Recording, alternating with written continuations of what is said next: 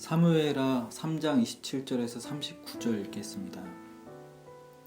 아브넬이 헤브론으로 돌아오매 요압이 더불어 조용히 말하려는 듯이 그를 데리고 성문 안으로 들어가 거기서 배를 찔러 죽이니 이는 자기의 동생 아사엘의 피로 말미암음이더라.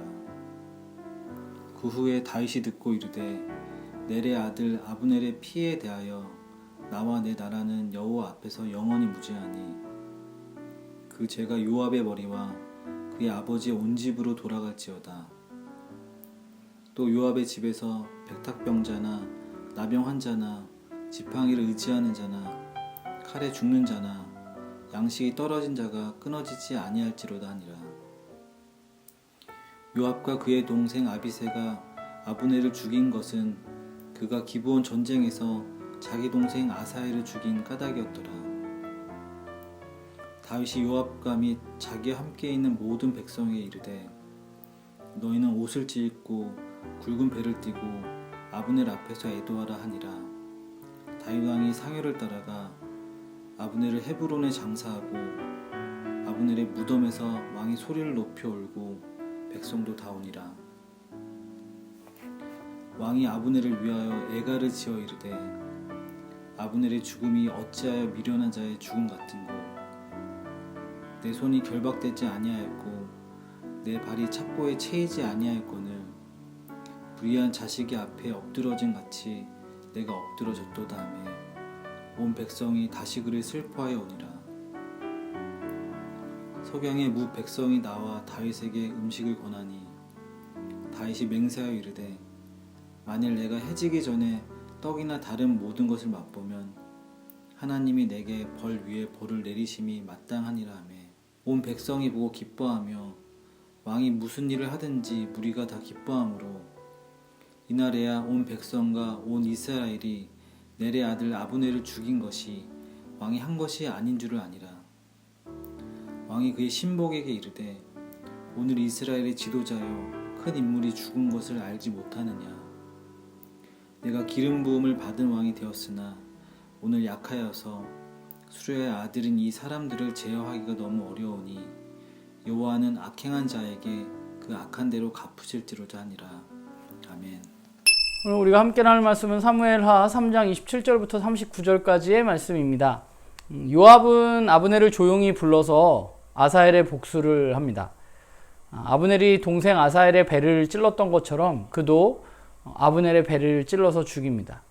사실 이 문제는 개인의 복수의 문제였지만 당시의 상황을 살펴보면 남쪽 유다와 북이스라엘 간에 엄청나게 큰 파장을 불러일으킬 수 있을 만한 사건이었습니다. 왜냐하면 아브넬은 지금 북이스라엘의 최고 권력자라 할 수 있습니다.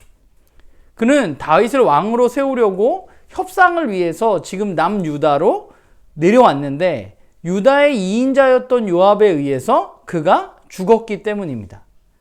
군대 장관이 왕의 명령 없이 이런 일을 벌일 수 있는가 생각했을 때 사실 그게 가능하다고 생각하지 않습니다. 그렇기 때문에 이 아브넬의 죽음은 누가 보더라도 다윗이 요압을 시켜서 죽인 것처럼 보일 수밖에 없는 그런 사건이 된 것이죠. 이렇게 보자면 오늘 다윗의 행동이 전 조금은 이해가 되는 것 같아요. 그는 아브넬의 죽음이 자신과 무관함을 하나님 앞에서 맹세하고 요압과 요압의 가문을 저주합니다. 그리고 아브넬의 장례를 국장으로 치르고 그는 눈물 흘리고 금식합니다. 결국 이런 모습을 통해서 사람들은 다윗이 아브넬을 정말 죽이지 않았구나라는 것을 알게 됐다고 성경은 기록하고 있습니다. 요압이란 인물은 다윗의 군대의 최고 권력자입니다. 그런데 우리는 이 사건을 통해서 그가 어떤 인물인지 알 수 있는 것이죠. 다윗의 고백처럼 다윗 스스로도 어찌할 수 없는 힘을 가진 그런 권력을 가진 사람이 바로 요압과 요압의 형제, 즉 아비새입니다. 근데 놀라운 건 다윗은 항명을 하고 자신을 어려움에 빠뜨리고 온 이스라엘의 왕이 되는 일을 망쳐버린 그 요압을 그대로 두었다는 것입니다. 이게 참 아이러니한 거죠. 다윗은 지금 왕인데 오히려 이야기는 자신은 약하고 자신이 요압을 어떻게 할 수 없다고 말하고 있는 것입니다.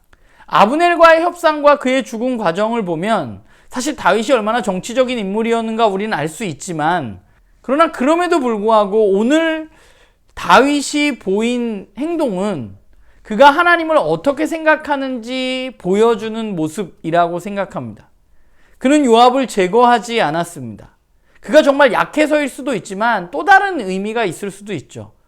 그가 한 일은 무엇인가 생각해 보면 그는 요압의 악행을 자신이 판단하거나 자신이 갚는 것이 아니라 하나님께 돌리는 모습을 볼 수 있습니다. 저는 이게 다윗이라고 생각해요. 힘과 권력이 그에게 있었지만, 없는 게 아니지만, 그러나 그는 악에 대한 판단을 하나님께 돌리고 그 복수도 하나님께 돌리고 있는 것, 그 심판도 하나님께 돌리고 있는 것, 그게 바로 다윗입니다. 말씀을 보면서 다윗은 굉장히 정치적인 인물로 우리가 바라볼 수 있지만, 그런데 다윗 입장에서 이 아브넬의 죽음을 겪으면서 그는 무슨 생각을 했을까 좀 고민해 보게 됩니다. 그리고 누구보다 요압을 제거하고 싶었을 수도 있는데, 그런데 그 일을 하나님께 맡기고 있는 다윗을 우리는 만나게 되는 것이죠. 저는 그게 어쩌면 오늘 본문 가운데 요압과 다윗의 차이점이 아닐까라는 생각을 해보게 됩니다. 요압은 아브넬을 죽이고 싶었을 겁니다. 분명히 자신의 동생을 죽였기 때문에. 그러면 다윗은 요압에게 어떤 감정을 가졌을까? 요압 때문에 일어난 일은 너무 엄청난 것이었습니다. 우리말에 다 된 밥에 재 뿌린다는 말이 있지만 요압의 행동 때문에 다윗은 오해를 받고 위험에 처하게 되었습니다. 이스라엘 전체의 왕이 되려는 다윗의 계획도 실패하게 되었습니다. 왕이라면 당연히 속된 말로 요압을 죽여버리고 싶었을 겁니다. 그런데 다윗은 그를 죽이지 않고 오히려 그 악에 대한 심판을 하나님 앞에 맡기고 있습니다. 아브넬의 죽음 앞에 왕으로서 그 죽음의 책임을 다했습니다. 국장을 치르고 충분히 애도했습니다. 그리고 그는 또 다른 자신의 복수의 마음을 자신의 힘과 권력으로 해결하는 것이 아니라 하나님 앞에 맡겼습니다. 그는 때로는 굉장히 정치적인 수완을 잘 발휘하는 인물이지만, 그러나 그는 여전히 악의 판단을 하나님께 맡기고 있는 그런 사람입니다. 입장을 바꿔서 생각하면 누군가가 내 계획을 다 망쳐버리면 어떨까? 그 사람에 대한 원망이 너무 가득할 겁니다. 그런데 하나님의 백성인 우리가 해야 할 일은 원망보다는 그 가운데 하나님의 또 다른 일하심은 무엇일까 고민하는 것, 그리고 그 원망의 마음을 내가 해결하는 것이 아니라 하나님 앞에 맡기는 것이 아닐까라는 생각을 하게 됩니다. 다윗이란 인물이 그랬던 것 같아요.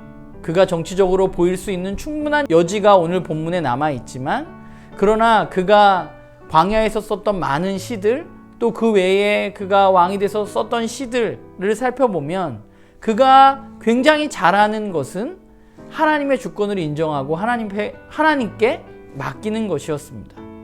내가 복수하지 않는 것, 내가 악을 판단하지 않고 하나님께 복수를 맡기는 것. 어쩌면 그것이 우리가 다윗의 삶 가운데 배울 수 있는 좋은 부분이라는 생각을 하게 됩니다. 물론 다윗이라는 인물이 굉장히 오락가락 하는 부분들이 있고 이 본문을 우리가 묵상하는 것이 그렇게 쉽지 않습니다. 그런데 또 한편으로는 그것이 바로 인간의 모습이죠. 너무 하나님의 자녀답게 살다가 하나님의 주권을 인정하는 모습으로 살다가 또 너무 세상적으로 살아가는 그 다윗을 보면서 그의 한계를 우리는 느끼게 되는 것이죠. 그래서 사실은 우리에게 예수 그리스도가 필요하고 우리는 다윗이 아니라 예수 그리스도를 따라 살아가게 되는 것입니다. 바라기는 저도 그렇고 여러분들도 그렇고 우리 가운데 정말 우리가 미워하고 죽이고 싶은 마음이 들 정도의 사람이 있다면 우리가 그것을 좀 하나님 앞에 맡기면 어떨까? 하나님 앞에 내어놓고 하나님께서 해결해 줄 수 있도록 우리가 좀 내어 맡기는 것이 그리스도인으로서 우리의 삶 가운데 중요하다는 생각을 해보고, 그거 쉽지 않지만 그럼에도 불구하고 우리가 그렇게 살아가는 하나님의 백성이 되기를 주님의 이름으로 부탁을 드립니다.